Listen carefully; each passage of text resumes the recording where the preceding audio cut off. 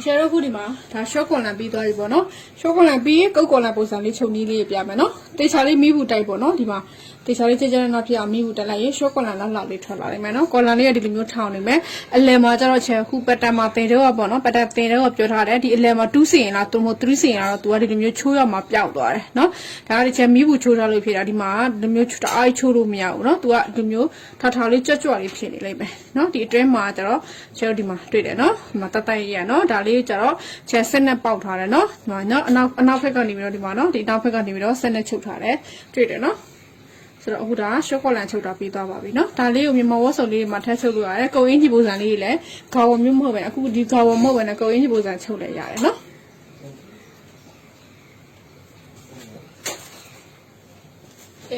ဒီတခါကျတော့ကိုအင်းကြီးချုပ်နည်းလေးပြမယ်နော်ကိုအင်းကြီးကောစာလေးပြမယ်ကိုအင်းကြီးဆိုတဲ့အတိုင်းဒီမှာဒါလေးကကျတော့ဒါကကောစာနဲ့ချုပ်ရတယ်နော်ဒါကကျတော့ရှစ်ချမ်းရဲ့ကောစာပေါ့နော်ဒါကရှစ်ချမ်းရဲ့ကောစာ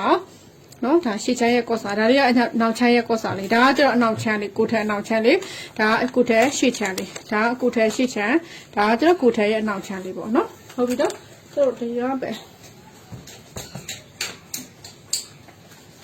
အခုဒါကကျတော့ချယ်တို့ရဲ့ဒါကော်လန်ကုတ်ကော်လန်ပေါ့နော်ဒီမှာကုတ်ကော်လန်ရဲ့ဒါဖြတ်ထုတ်ထားတဲ့အပိုင်းလေးပေါ့ဘယ်ကနေဖြတ်ထုတ်ထားလဲဆိုတော့ပတ်တန်ပေသိမယ်နော်ဒီကနေပြီးတော့ဒီမှာဖြတ်ထုတ်ထားတဲ့ဟာဒီမှာတွေ့တာဒါကိုဖြတ်ထုတ်ထားလိုက်တယ်ကုတ်ကော်လန်ရဲ့ဒီဇိုင်းဒီချယ်တို့ဒီမှာကော်လန်ဒီမျိုးသွားတယ်လာတယ်အဲ့လိုပုံစံမျိုးဖြစ်နေရမယ်နော်ဟိုမညီနေရဘူးတော့ဆင်းလို့ချောမနေဘူးပေါ့နော်ဆိုတော့ဒီစတားပြတဲ့နေရာလေးတွေမှတ်ထားရမယ်ဒါဒီချုပ်တဲ့ခါကျရင်ပေါ့နော်ဒီချုပ်နီးမှာဒီစတားပြတဲ့နေရာလေးအဓိကထားပြီးတော့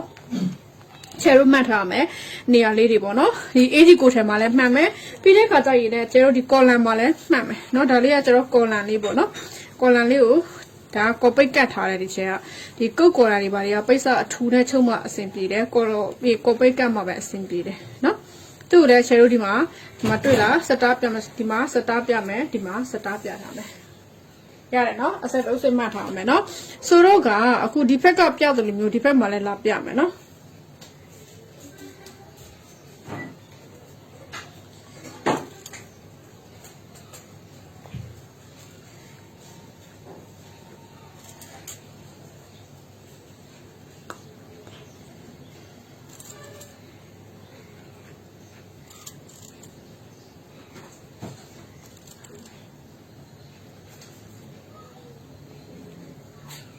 အခုဆိုရင်ရှယ်တို့ကဒါလေးကိုဒီမှာ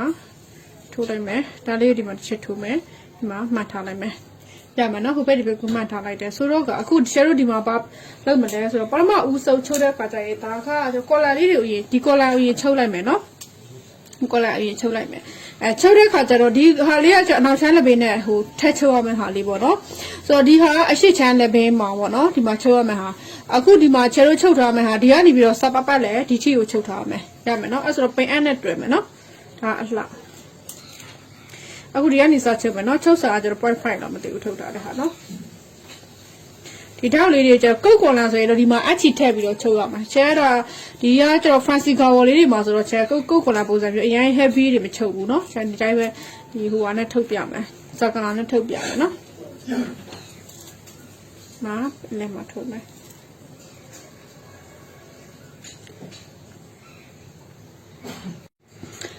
ဆိုတော့အခုဒီမှာကျတော့ brief file ဆိုရှိရเนาะဒီ column brief file ဆိုတော့ column ဒီမျိုးချိုးတဲ့ဘက်ကိုဒီမှာ brief file လို့ခေါ်တယ်ဒီနေရာလေးမှာတစ်ခါတည်းပြီးတော့မှတ်ထားမယ်เนาะဒါ column ချိုးတဲ့ဘက်မှာဆိုတော့ဘာရေးချုပ်မလဲဆိုတော့ကျခုနပြောသလိုပဲဒီ column လေးကိုချုပ်လိုက်မယ်เนาะ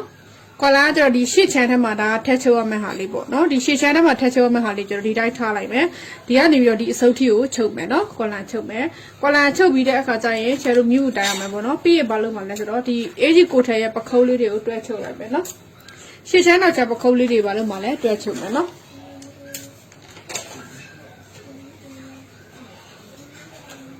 ဒါကော်လာပေါ့ဒါရှစ်ချမ်းကော်လာကိုရင်းကြီးရဲ့ဒါရှစ်ချမ်းလေးဒါမှနော်ကိုရင်းကြီးရဲ့ဒါရှစ်ချမ်းဒါကျတော့ကိုရင်းကြီးရဲ့နောက်ချမ်းပေါ့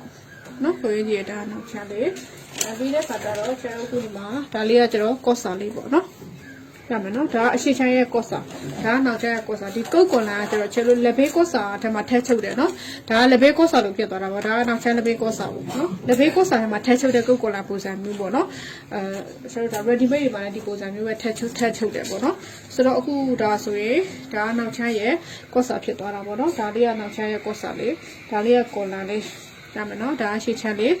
ဒါလေးကနောက်ချက်ဒီမှာပြတာအခုဆိုရင်ကိုထမ်းမှာဆိုရင်ရှေ့ချမ်းနောက်ချက်ကိုထည့်ဒီလိုရှိရမယ်ဒါကကျတော့ဒီရှေ့ချမ်းရဲ့ကော့စာရှိရမယ်ဒါလေးကကျတော့နောက်ချမ်းလေးရဲ့ကော့စာလေးပေါ့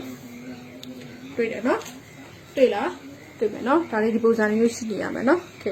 အဲ့ဆိုချုပ်မယ်အချေတို့နော်ချုပ်မယ်နော်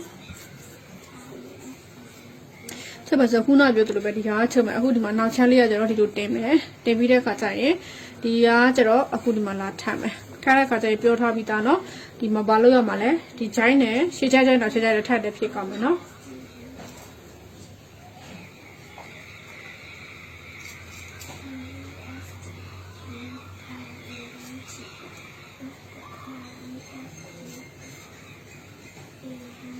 ဒါဒီလိုတင်လိုက်မယ်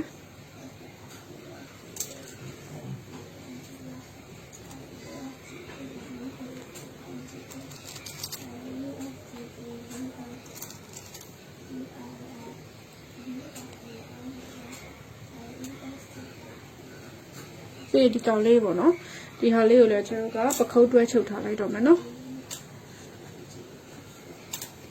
ဒီဟာလေးရယ်ဒီမှာရှစ်ချက်နောက်ချက်ပခုတ်လေးတွေကိုတွဲချုပ်မယ်နော်တွေ့လား